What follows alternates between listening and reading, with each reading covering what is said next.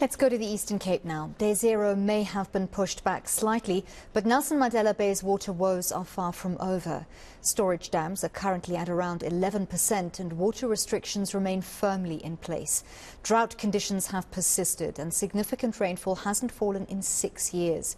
Let's get an update on continued efforts to stave off day zero. I'm joined by Luvuyo Bangazi from the Nelson Mandela Bay Joint Operations Centre on Water Crisis. Thank you very much, Luvuyo, for your time this evening. So what does the situation look like at the moment, and when is that day zero? Thank you, and good evening to the viewers. You know, at the start of this crisis, when it peaked around May and June, when we had the ministerial intervention, the intention was always to push back day zero and put in place mitigation means that would allow the city to stave it off and actually bring stability to the supply. Yes, we cannot control the rains, but what we have been able to do with all of those mitigation plans, like attacking and aggressively fixing water leaks, connecting the city in terms of water supply from the east to the part of the west, and also reducing water with water demand management systems, we've managed to push back day zero. But day zero is obviously it's not gone until our dams recover. And currently our dams are very low, and that means day zero will always be looming until those dams recover. So just for our viewers in Nelson Mandela Bay, how far away exactly is day zero? Is there a specific date set to it at the moment? Look, there isn't, because the system is so dynamic, and I'll explain why. In terms of our extraction from the dams, as well as the treatment plants at Moatgedag, we are able to obviously try and reduce consumption or try to reduce distribution of water into areas, and by so managing what is left in the dams.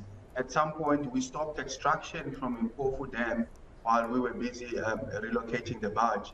In fact, the National Department put on restrictions on that system. So by restricting the supply, we're also finding ways to manage the demand.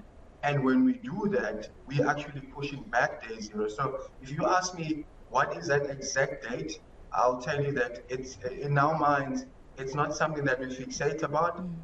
We look at what is available.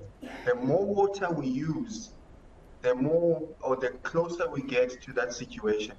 The more we use water sparingly, like we have been, and we must congratulate, or not congratulate, but we must acknowledge what the citizens of the city are doing in trying to manage this crisis with us, is that water consumption is on a downward trend.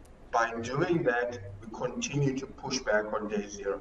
So unfortunately, I know it's an interesting topic for many, when that day will be, but we don't want to see that day, and we're doing everything we can to make sure that day does not arrive.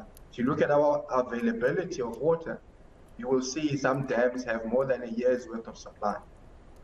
Okay.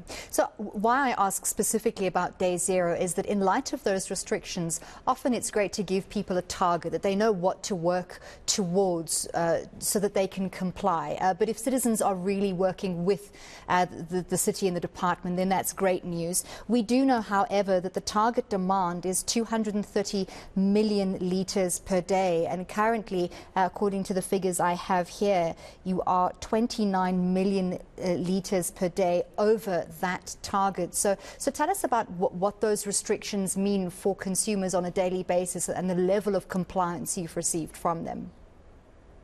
Thank you for that. So again, if we go back to May 2022, April and May, our water consumption in the city was sitting around 300 million litres a day. So when we say that we commend every stakeholder that's come on board to reduce water losses, to reduce water consumption, for us to be sitting where we are now, from 300 to under 260 million litres a day, that's a great improvement, and we need to continue to do that. Unfortunately, it is not sufficient, it is not enough, and that is why we keep urging water users that if we all use the targeted 50 litres per day per person, we will have sufficient water in the system for all 1.5 million residents of Nelson Mandela Bay.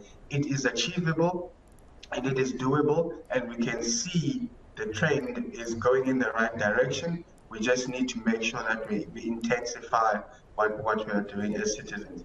So residents or water users in the city, because this includes business, we're saying that let's continue those mitigation initiatives. We're fixing leaks. People are reporting leaks. And we fixed over 9,000 leaks since the beginning of July. And that's really made a dent in terms of water losses. In terms of restrictions, we are restricted by the national office in terms of how much water we can extract from the western dams. And at the moment, we can only take about 30 million liters a day. But the team has been able to balance the output from those dams. We're working between Churchill Dam and Mpofu Dam. And we do this systematically so that we can manage this scarce resource. So we switch between the two supplies. Obviously, we're doing a lot to improve the supply from the Noordgedacht system, which has a capacity, when complete, of 210 million liters. That will come into the system. Currently, we've been pushing around 190, 180 million liters a day. We're also expecting to put on stream later in September into October and November, another 30 million liters from groundwater sources.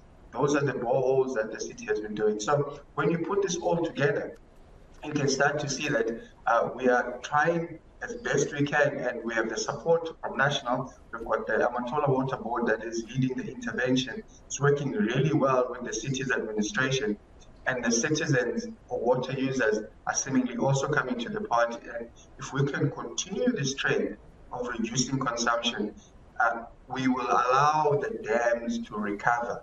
And when the dams do recover and the floods do fall at some point, or the big rains fall, those dams will recover to a point where we're not even having this conversation.